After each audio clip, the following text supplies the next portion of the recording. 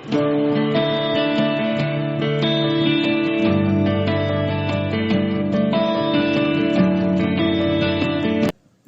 বন্ধুরা, আমি কবিতা। আমার রান্নাঘরে আপনাদের স্বাগত। আমি আবারও চলে এসেছি একটা নতুন রেসিপি নিয়ে। চলুন রান্নাটা শুরু করি।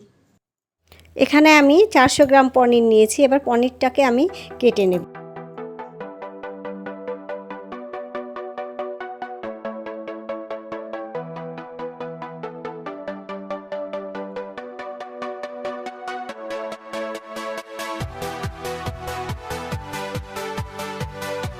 এইভাবে আমি সব পনিরগুলো কেটে নিয়েছি।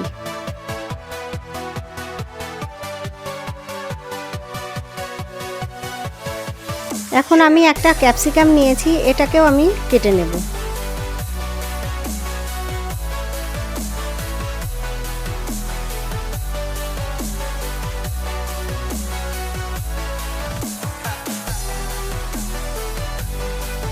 একটু চৌকো চৌকো করে কেটে নিতে হবে, একটু বড় সাইজের করে।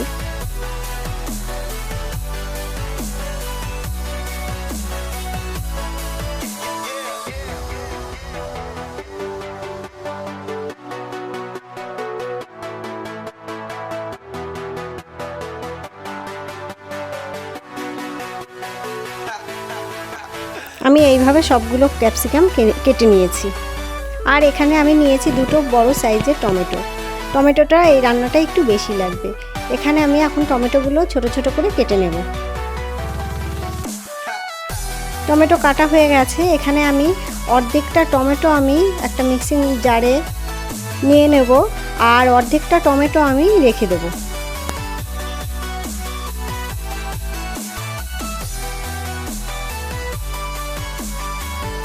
এই অর্ধেকটা টমেটো আমি পেস্ট করে নেব।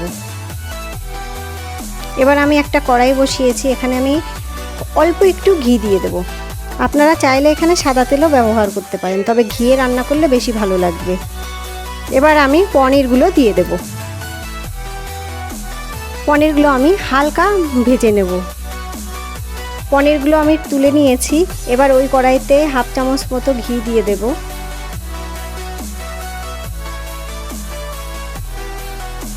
ঘি গরম হয়ে গেছে, এর মধ্যে ক্যাপসিকামগুলো দিয়ে দেব।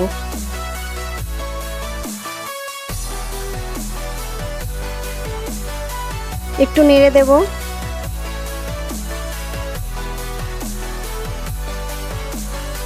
এবার এর মধ্যে সামান্য একটু নুন দেব। এবার আরেকটু নাড়াচাড়া করে আমি ঢাকা দিয়ে দেব। 3-4 মিনিটের জন্য আমি এটাকে ঢাকা দিয়ে রাখব। 4 মিনিট হয়ে গেছে। এবার আমি ঢাকাটা খুলব।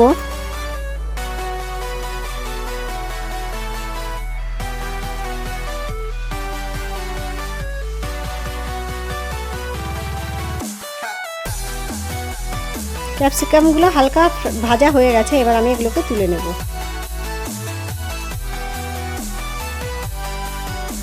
এখন এই কড়াইতে আমি হাফ চামচ সাদা তেল দেব।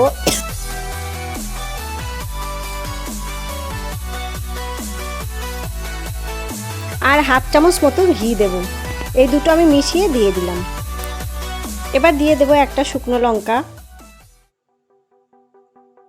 একটা তেজপাতা, একটু জিরে আর একটু হিং।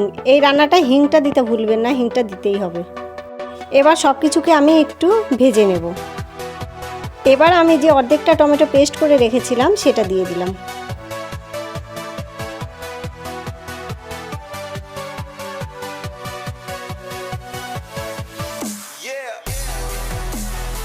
এখন আর বাদবাকি টমেটোটাও দিয়ে দিলাম, টমেটো কুচিগুলো দিয়ে এবার একটু নেড়ে নেব।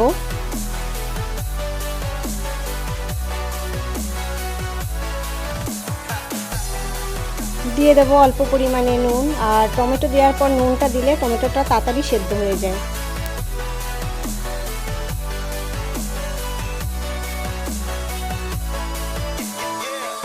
টমেটোটাকে একটু নাড়াচাড়া করে আমি ঢাকা দিয়ে ভালো করে কষিয়ে নেব।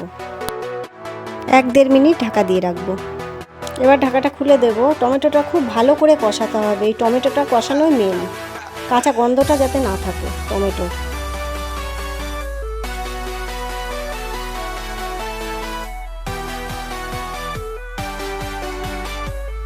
এবার দিয়ে দেবো আমি হাফ চামচ জিরে গুঁড়ো, হাফ চামচ হলুদ গুঁড়ো,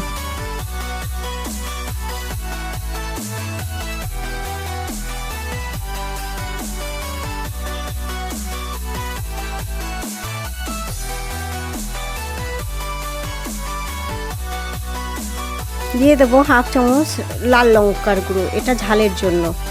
এই রান্নাটায় কাঁচা লঙ্কা দিলে আপনারা দিতে পারেন, কারণ কাঁচা লঙ্কা তাহলে পেস্ট করে দিতে হবে। খুব ভালো করে মশলাটা কষিয়ে নিতে হবে। এখন দিয়ে দেবো 2 চামচ মতো টক দই, ফেটানো টক দই, আমি আগে ফেটিয়ে রেখেছিলাম, এটা দিয়ে দিলাম। দইটা দেওয়ার পরে একটু নেড়ে নেব, নিয়ে সঙ্গে সঙ্গে আমি কাজু বাদাম পেস্ট দিয়ে দেবো, কারণ দই দেওয়ার সঙ্গে সঙ্গে কাজু বাদাম পেস্ট না দিয়ে দিলে দইটা ফেটে যাবে। এখানে আমি 7-8টা কাজু বাদাম পেস্ট করে রেখেছিলাম, ওটা দিয়ে দিচ্ছি। এবার একটু ভালো করে কষিয়ে নেব কাজু বাদাম আর টক দইটাও।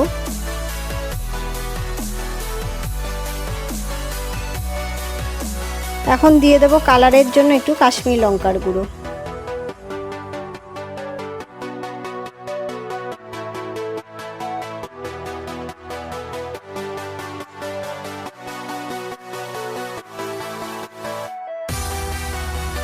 আর দেব আমি হাফ চামচেরও কম ধনে গুঁড়ো।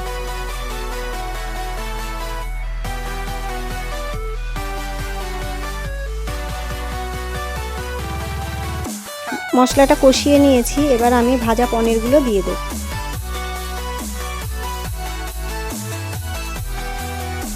আর ক্যাপসিকামগুলোও দিয়ে দেব। এবার একটু নেড়ে দেব ভালো করে।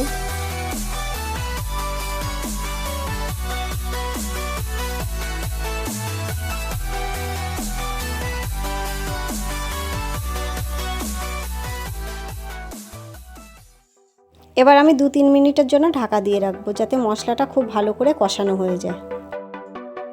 2-3 মিনিট হয়ে গেছে, ঢাকাটা খুলে দিলাম। আপনি যদি আমার নতুন বন্ধু হন তাহলে আমার চ্যানেলটিকে অবশ্যই সাবস্ক্রাইব করবেন, লাইক কমেন্ট শেয়ারও করবেন। এবার আমি দিয়ে দেব হাফ চামচ মতো কসুরি মেথি। একটু ভালো করে নেড়ে নেব। এবার আমি দিয়ে দেবো ফুটন্ত গরম জল। এটা খেয়াল রাখবেন, জলটা বুঝে দেবেন, কারণ দই আর কাজু বাদাম আছে, ঘন বেশি হয়ে যাবে, মানে শুকিয়ে যাবে ঝোলটা, ওই জন্য সেই বুঝে দেবেন।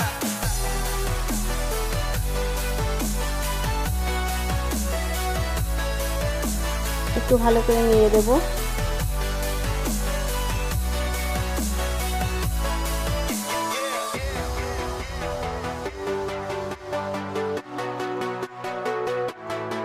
দিয়ে দেবো সামান্য একটু চিনি, যেহেতু নিরামিষ রান্না একটু চিনি দিলে ভালো লাগে।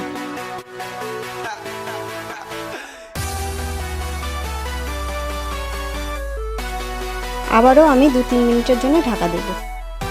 3 মিনিট হয়ে গেছে, ঢাকনাটা খুলে দিলাম। এবার দিয়ে দিলাম এলাচ আর গোলমরিচ গুঁড়ো। এই রান্নাটায় এই মশলাটাই মেন। এই 4-5টা গোলমরিচ আর 2টো এলাচ, এটা একটু মানে বেটে নামানোর আগে দিতে হবে, দিয়ে ঢাকনাটা বন্ধ করে দিতে হবে। এটা খেয়ে দেখবেন দারুণ লাগে।